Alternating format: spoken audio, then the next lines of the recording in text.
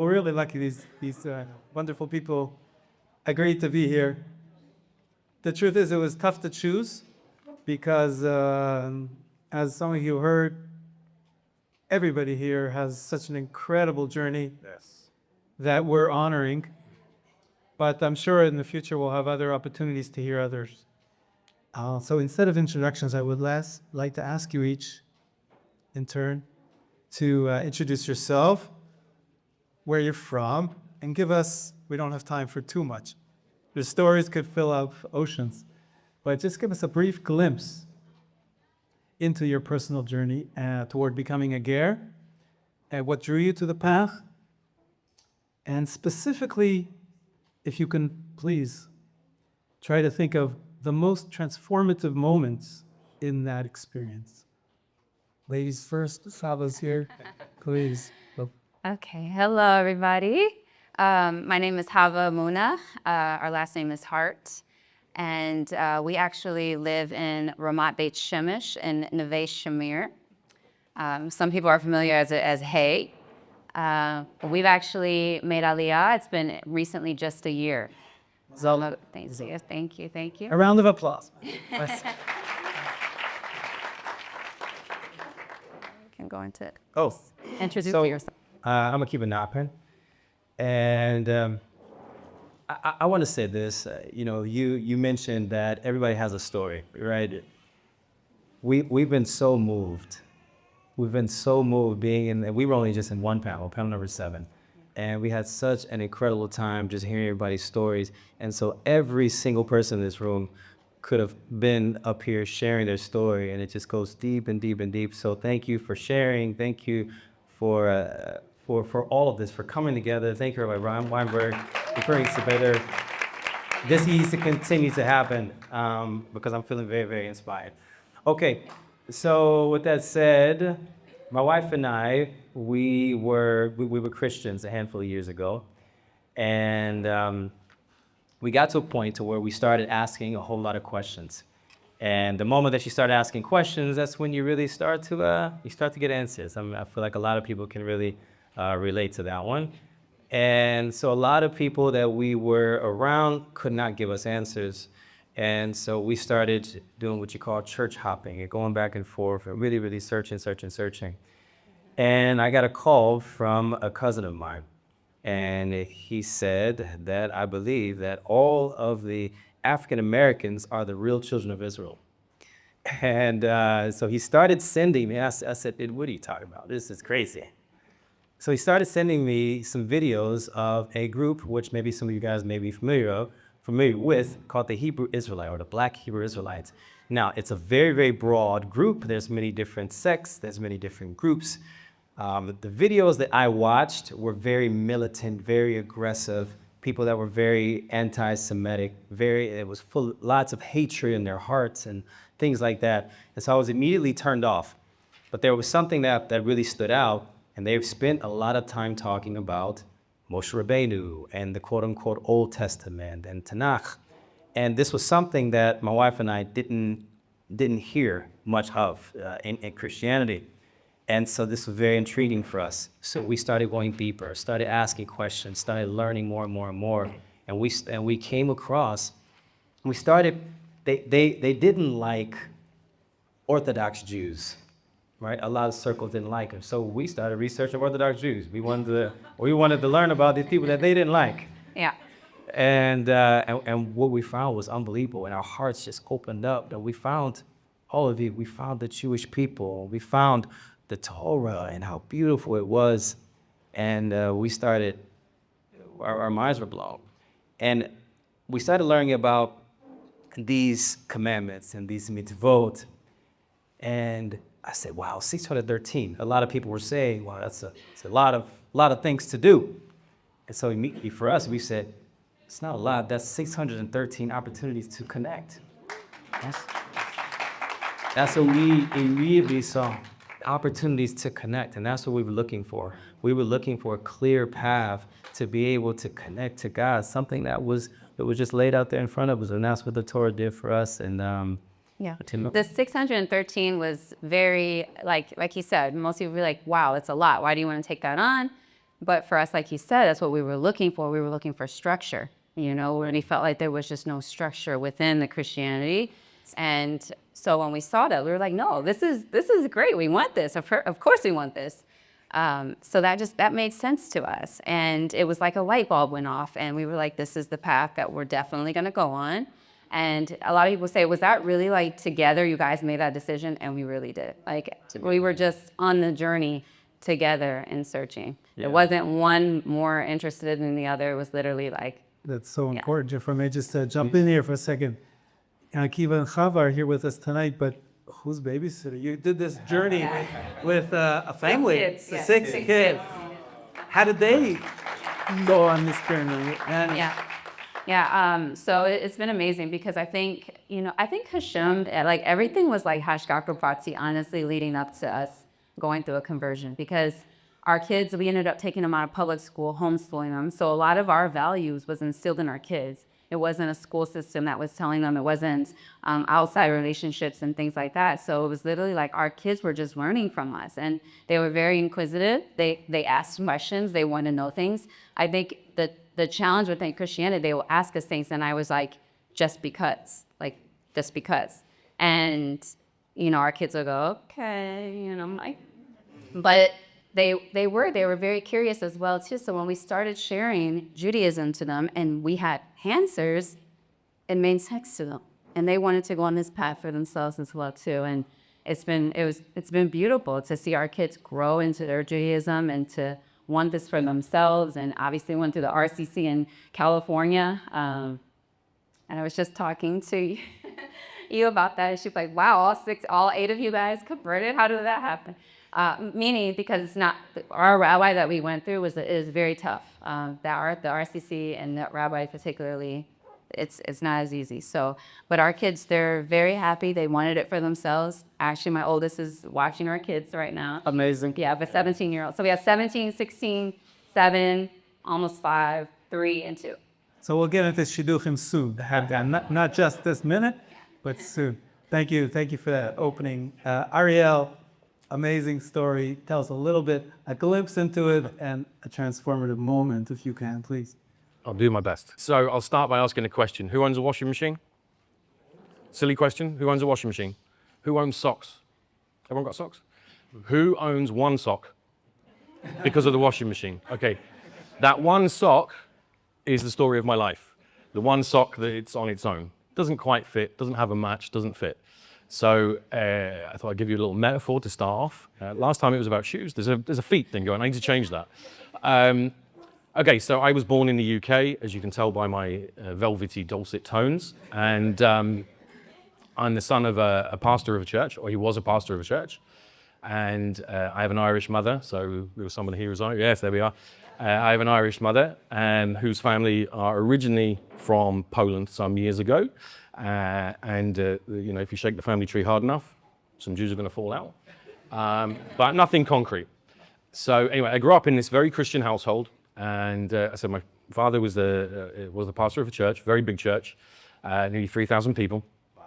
And in the 80s, he wasn't like an evangelist, he was like a teacher. So, he would teach and, a lot from what they call the Old Testament. It was very interesting. One day he's going through, Nach and the Nevim, and he comes across the pasuk that says that, when it's the times of Mashiach, that the Goyim will go to the lands of the north and they'll bring your children home on the hips and on the shoulders, or carry them in that. I can't remember exactly. A little bit nervous tonight, you'll excuse me. And so he decided that he was going to quit the church right there and then, and drew a line from Israel north and went, right, well, that's Eastern Europe and that's Russia. We're going to go there and we're going to go and get some Jews and take them to Israel. So this is during the Soviet Union. And so most British kids, when they go on holiday in the 80s and 90s, they go to the beach, they get a kiss me quick hat, build a sandcastle. I went to the Eastern Bloc and in a van with my parents. And I'll make it very quick, because this is like super long, but the long and short of it is my father, he started a journey of looking for Jewish people to help them to make Aliyah, not because he wanted to convert them to Judaism, but actually because it's what people should be doing. So, I was around Jewish people all my life, from all around the world, mostly Eastern Europe. And around about the age of 12, I started disagreeing with my father a lot about their Bible because it didn't make any sense. There was a load of stuff missing. And he's like a double PhD theological giant. And he didn't have answers for me. So anyway, long story cut short, it's not cut short, sorry. I joined the British Army when I was 16, because you can do that in the UK. And I had 20 odd years of service in the military and then as a bodyguard afterwards. But because we had the shaking of the family tree with the odd Jew falling out of it, I decided, because I didn't know halakha at the time, I'm a Jew. And that's how I'm going to be. So when I joined the army, give you a little something. On the first Sunday, they split everybody up and they said, right, Catholics over there, Protestants over there. So I stood in the middle, like this. He said, what are you doing? I said, well, I'm a Jew. And he went, you better go with the Protestants. Catholics, they don't like you. So anyway, I went through all of this growing up. I'm trying to cut this down a little bit. My father's work, while he was going around, he continued while he was going around Eastern Europe, collecting up quantities of Jewish people. He also collected a dance group that was also Christians who had the same idea. And the dance group was called Menachem. And my beautiful wife, who's over there filming me, making me feel very nervous, was one of the dancers. And my father basically said, I have a son who's not married. Does anyone want a husband? And she went, yes. So I had a shidduch with, the whole bit. And that, Ariel, was your most transformative moment. I have to say that. So of course, under duress. So I'm going to come forward a little bit. The years go on, we're in and out of church. I don't want to go to church. It doesn't make any sense to me. You can't talk to the leaders. They don't know.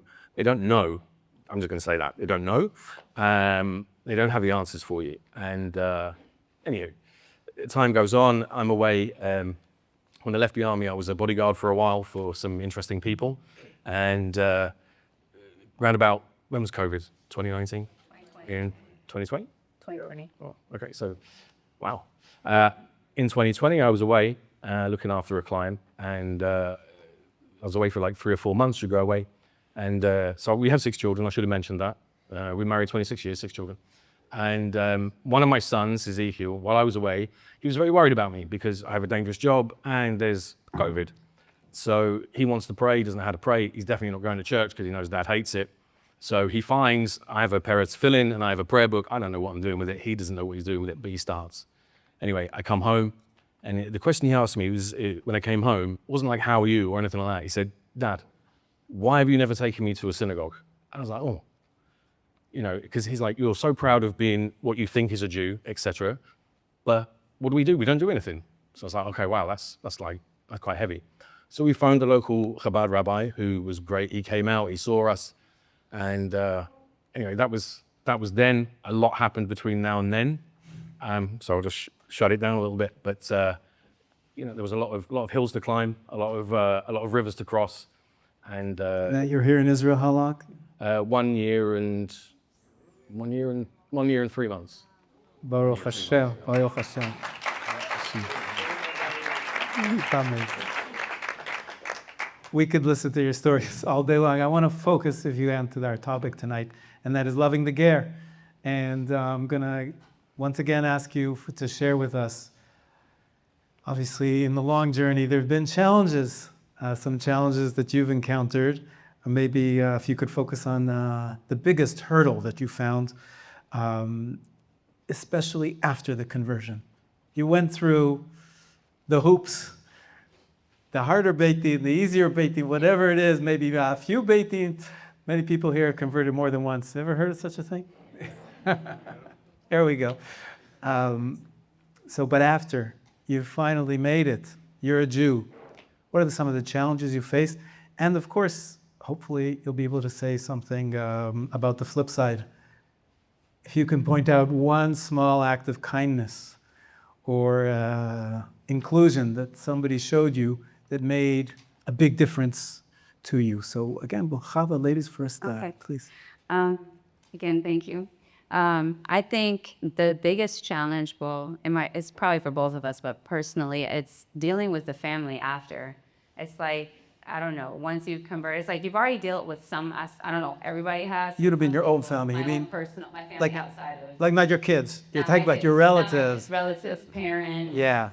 That situation. So, I think they had an understanding of things while we're going through the process, but it's like as soon as like we converted, it's like it magnified it even more. And you just, I don't know, me personally, I saw just that relationship decline and not really understanding, the decisions and choices that we're making, especially because now we're like keeping, halacha and like, I can't really do like these things. I can't do, even though even the process we weren't either, but it's like you really can't do it now. Maybe you can't eat in their home. Yeah. Yeah.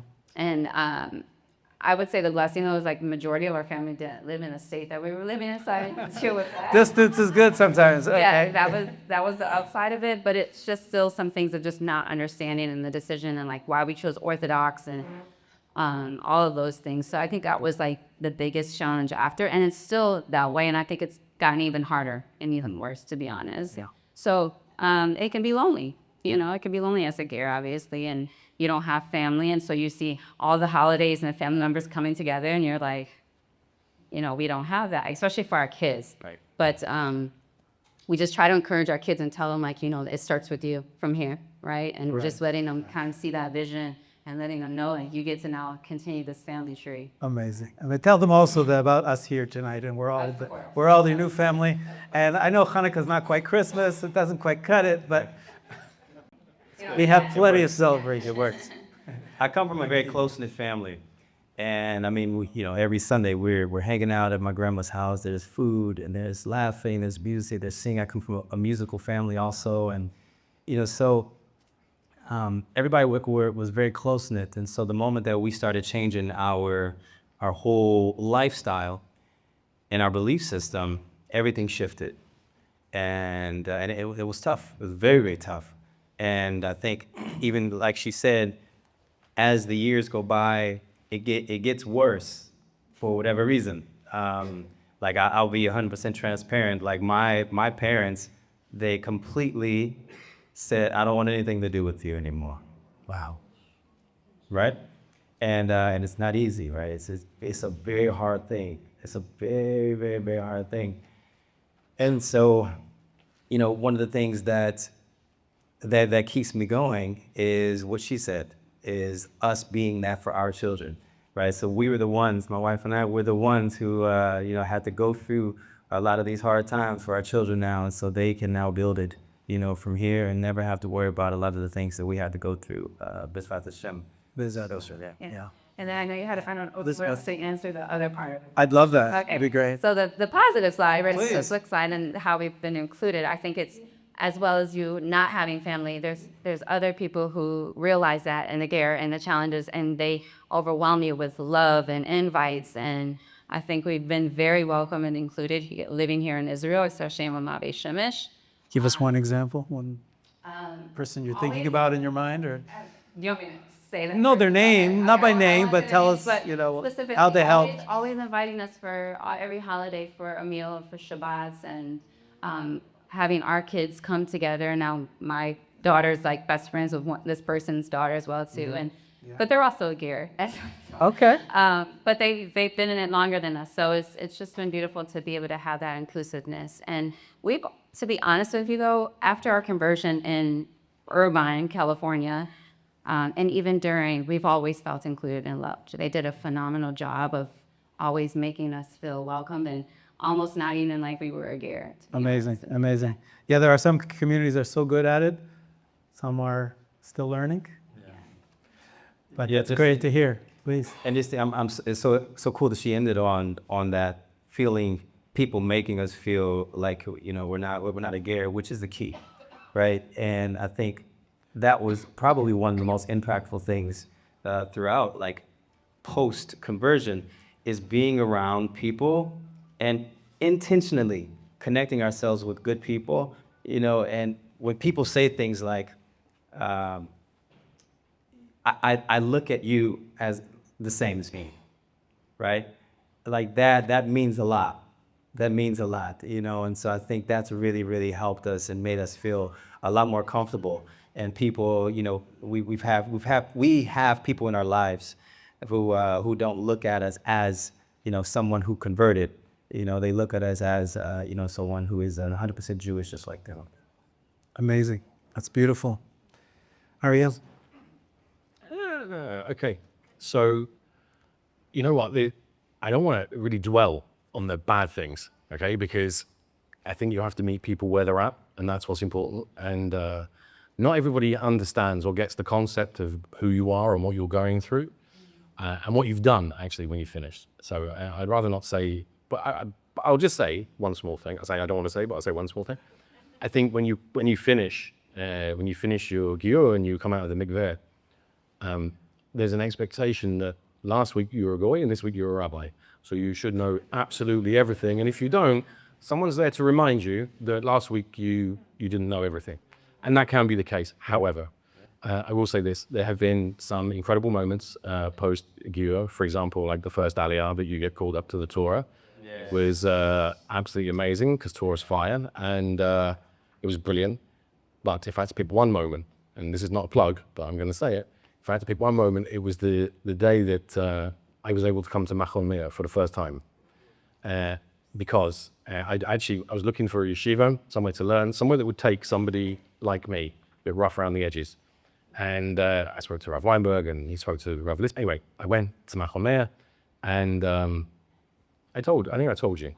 I went for like 2 days and both days I was like in tears on the bus on the way home and I couldn't get over how much love there was for someone who's a bit rough around the edges or who has a different background, because I didn't see, like Akiva just said, I didn't see that you're different to me. I just saw you're one of us and let's love on you. And that was something. Yeah. Amazing. Thank you. So, it's a privilege. It's a privilege. And you know, Chava, you mentioned that your friends in your neighbors with other Gerim. I think it's a mitzvah for Gerim to love other Gerim too. So, you know, and sometimes people that have been through the same things or similar things that you have naturally create a sense of community. Some of that's going on here today, and you're meeting other people that we have people from all over the country, as we said. Amazing. I really want to open up the floor for questions, but before that, one last round, I'd like to ask each of you to, if you can, share with us some advice, because we've heard some already, but a lot of people here are supporting Ohev Ger, and they're not quite sure how we should go about with you. You know, you see a Ger, you don't want them to feel like you're singling them out, and you want to make them feel included, but you're not quite sure. Is there a way for a synagogue, for a community, or for an individual to love the Ger that you can give us some tips? That would be great. We can go in the other direction now. Ariel. Give me some time, Chava. No. Pressure's on. Yeah, no problem. Advice, wow. Actually, yeah, I think a couple of things. Something that Now he's going to pull out a long list. I prepared earlier on. It's something that we did during our Giyur and post Giyur was we made our home readily available to anybody else that was converting. And I have a passion for books. We had a very large library that was, and we would try and buy double if we went somewhere that was giving away books. So we had a pile of Sfarim, especially for learning and things like this. I think it's a good thing to have resources that are there for people where they can feel comfortable. And I think that's something that can go forward. And the other thing is this, and I want to say this with a slight smile in my face. Because somebody's converted, it's not your right to demand their story. Have a little bit of it sounds really horrible now I'm saying it, but have a little bit of tact. You know, we're all happy to tell our story. You're in Israel, Ariel. Yeah, okay. I'll take that. I'll take that. Strong for me, usually. Okay. But it definitely. I just think it's. You can't remind somebody of their bad. Yeah, but not everybody knows, right? So they should. But the thing is this: everybody who's converted wants to tell their story, right? In the right environment when they feel comfortable to do so. And sometimes you don't want to get put on the spot, like when you're at the bus stop or. In the doctor's office, or a grocery store or whatever. So that would be I think that's the advice. Just be nice. That's it. Thank you. Easy advice. Eva, what are you thinking? I think for me, excuse me, my wife and I, we decided to document our entire journey from the very beginning. When we decided we were going to convert and go through the journey, the whole thing. We put it on the internet and YouTube, and we did that so that we could, create a support system. When we first started our journey, we were looking for people to be able to connect to be able to ask questions to, and to be able just to connect. And we, especially husbands and wives together with a family, we didn't really see it. So we said, well, maybe we can be that for other people, right? I still have that to say, over the past couple of years, we've been able to meet so many incredible people, and people who have, who are Gerim. They mentioned that they have this somewhat of an identity crisis after they convert.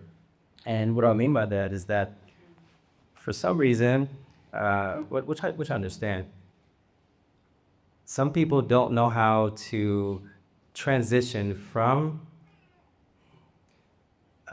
convert to Jew. And so what do I mean? Yes, we're Gerim. But sometimes people have this identity of being a ger as less than being someone who's Jewish. And that creates a lot of roadblocks for individuals who have gone on this incredible journey, right? And we encourage people, you have to understand that the moment that you get out of the mikveh, 100% Jewish, just like someone else born Jewish. And so that's the reminder that we're always trying to help people understand. It's the identity. You are a Jew, 100%. And I think just that little switch has helped a lot of people to be able to overcome a lot of different roadblocks and challenges throughout their life post-conversions. Wonderful, wonderful message. I think that you turned it on its head. I asked for tips, how we can help. And in the end, you're telling us that a lot of it has to do with the Ger himself, has to be empowered and to know that I belong, I am a Jew, and reach out to others, reach out to, make those connections.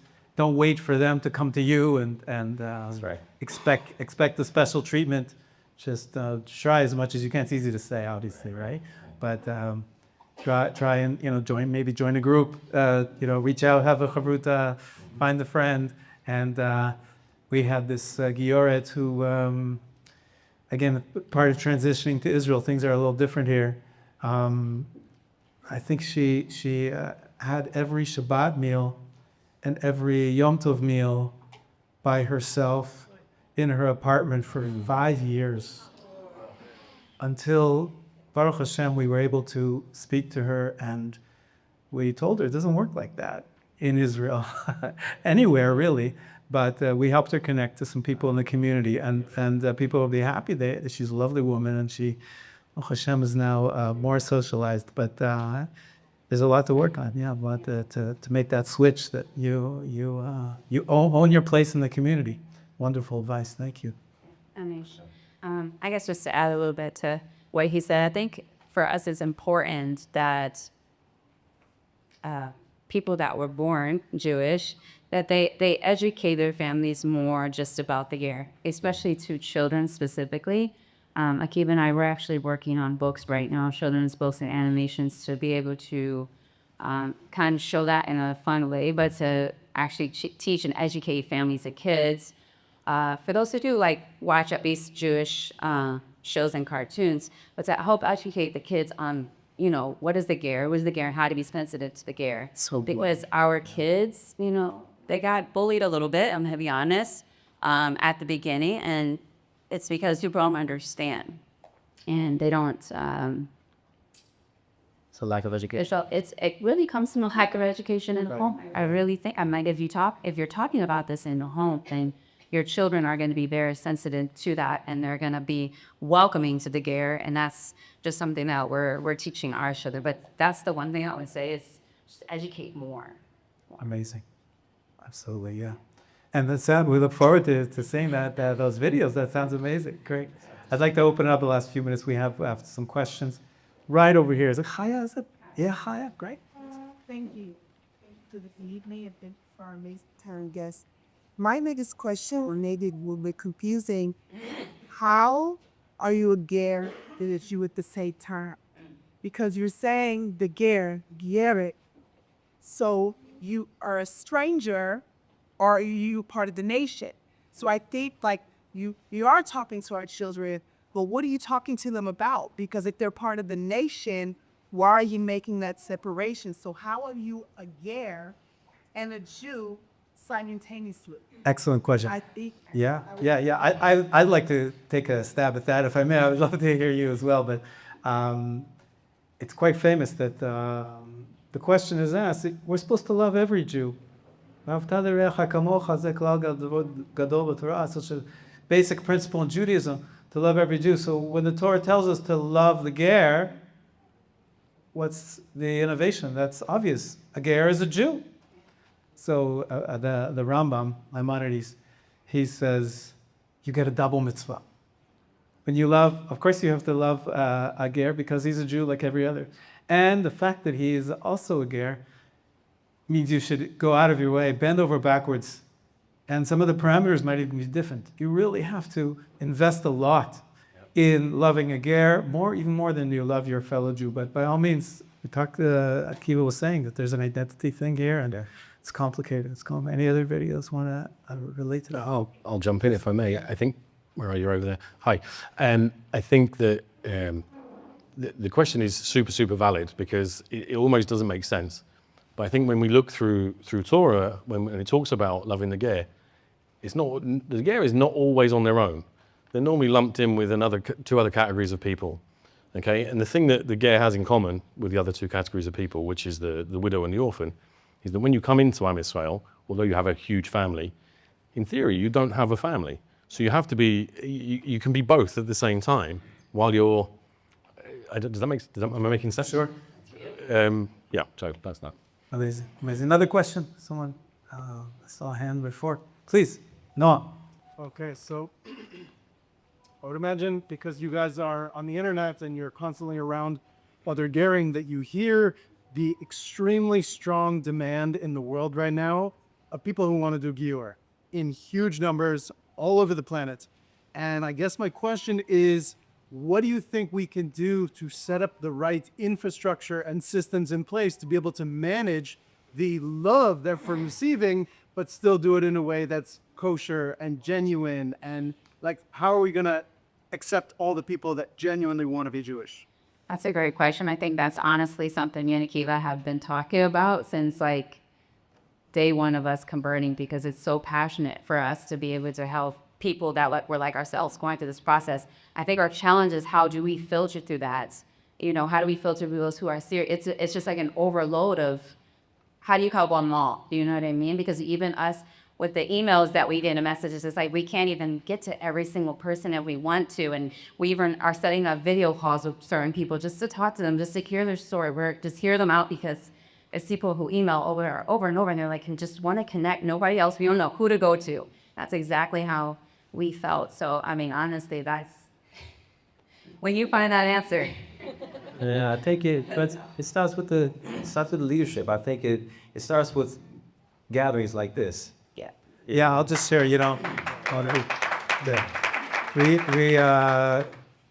we started hoping to get 50, 60 people, and Baruch Hashem, the demand is there, and as you say, Noam, it's worldwide. More and more people are realizing the role of the Jewish people in history, and these are big questions. I don't think we'll solve it all tonight, but maybe a step in the right direction. Yeah, I think the biggest thing is these very, very hard questions. I think everything starts with tefillah, to be honest. Like if we really, really need the leadership to be, or people that's willing to be able to step in to these different types of positions, to be able to open up their arms and to put things together like this and to help create that infrastructure. If we're not seeing the infrastructure built, we need to dive in for it. That's number one. And we need to give more into things like Ohev Ger. Like, we need to give, they need funding to be able to, and takes funding to go help. I don't know. Being honest, it's the word that sometimes people don't want to talk about, but it's real, it's serious. It's like, this is what it's going to take to be able to really help and reach a larger group.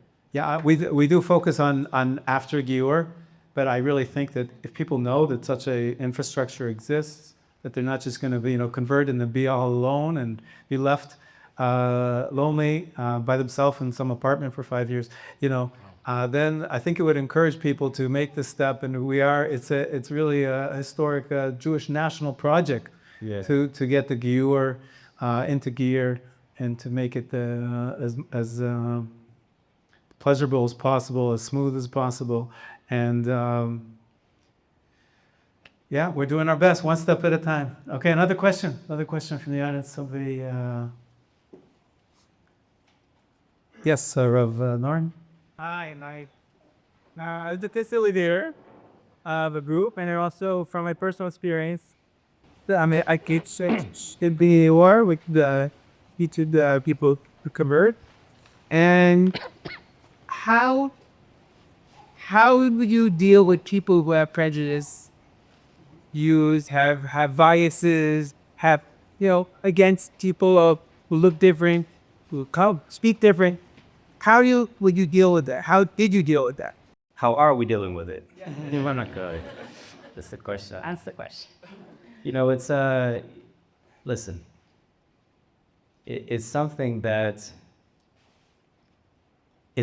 we have to realize that it's there. It just it happens, right? It's unfortunate, But for the people that it's toward, you just gotta have a strong backbone and know your spot. You gotta know that you belong. You gotta know that you're here for this thing, And you gotta know that that it doesn't matter at the end of the day. I think how do we deal with it? And we're still dealing with it. We make sure that we're spending a lot of time with Hashem, to really, really help us, to give us strength on this journey, to be able to give us a stronger backbone. God, don't take the weight off. Just give me a stronger back for it. And so that's how we're personally dealing with it. There may be some other, remedies and different things like that, but yeah. To me, I find it interesting living in Israel. Like, how can that be a question? It's a rainbow here. It's full of color. It's like so many different colors and different people that I'm in awe sometimes of those who are uneducated or even have a look of who are you? Yeah, it's crazy. I'm a Jew with color. Yeah. I'm just, it's just to me. And I think the biggest thing too is sometimes it's the Jew of color is automatically there.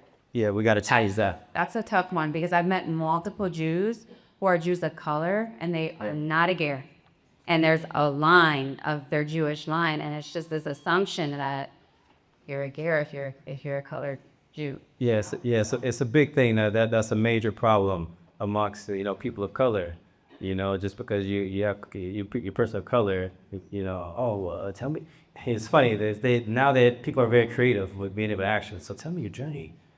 That's how is get what they give it to ask it. But my thing is this, that's why me and my wife we're very passionate about this particular thing also. We're creating books and cartoons and things like that really show Israel, that really, really show what the Jewish people should look like. Our books are going to have all different types of Jews. Our books are going to look like this room. Yep. That's what our cartoon is, right? But when you start happen, deserve to see that. Absolutely, the narrative needs to change, and so we're here to do it. Amazing. I want to just end off with a word of hope. Just a couple of days ago, I was walking down the street and I met a former student, a Ger, who converted with his whole family and 8 children. And I invited him to the event, of course. And so we got to talking. He's not here. And he said to me, my kids came over to him. His kid came over to him and said, all my friends in school, nobody knows that I'm the Ger. They just think I'm one of them. So there is hope to integrate. And for, if it's hard for the first generation of everybody who makes Aliyah, first generation in. But the hope is that our children, our children's children, all be part of one Achdut, Am Yisrael together. And that's all we have time for tonight. I want to make sure that everybody. One last question. Okay, okay. It's not a question. It's a little bit of a response. I think that the Jewish people have gone through tremendous problems for 2,000 years and more, and we have a built-in xenophobia. but this newness of all of us coming back to the land of Israel from all of our different exiles, it gives us an opportunity to say, wow, I'm free now. Now I can behave bad to other people just like they were behaving to me. Now, of course, nobody really thinks that way, but I think that there's something in there over there. Well, I'll take what you say, Gidon, and thank you for that insight. But I'll twist it in the direction of someone said as they walked in here today, and they just looked around, they said, this is Geula. We're in a process of redemption. And the process takes time. And Baruch Hashem, wonderful to be here with you. As we speak, I have this amazing system here, and I'm sending all of you an email so that you can fill out a feedback survey. Thank you for coming. Thank you, Rabbi. It's wonderful that everybody was here, and we should have a wonderful winter. And od yoter tov, Laila tov. Thank you for coming.